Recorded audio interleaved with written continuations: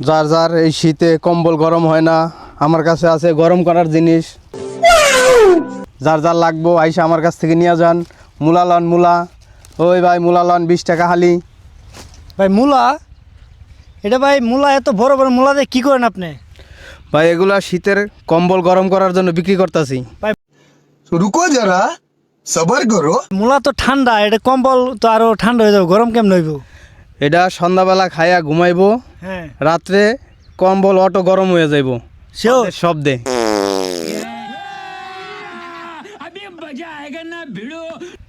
আচ্ছা ভাই, মূলা দিয়ে কিভাবে কম্বল গরম করা যায়? মূলা সন্ধ্যাবেলা খাইয়া ঘুমাইলে পরে হ্যাঁ, রাত্রে এমনিতেই গ্যাসে কম্বল গরম করে। গ্যাস, এটা আবার কিভাবে? মূলা খাইলে এমনিতেই অটো পেটে গ্যাসে চলে আসে। তার মূলা খালি গ্যাস দিয়ে আপনি কম্বল গরম হয়ে যাবে কেমনে? যদি একটু আমাদেরকে বলে দিতেন। পাত দিলে দু একটা এমনি গরম হয়ে যায়। আচ্ছা ভাই, আপনি বলুন তো, পাতের কথা যে বললেন, পাত কত প্রকার?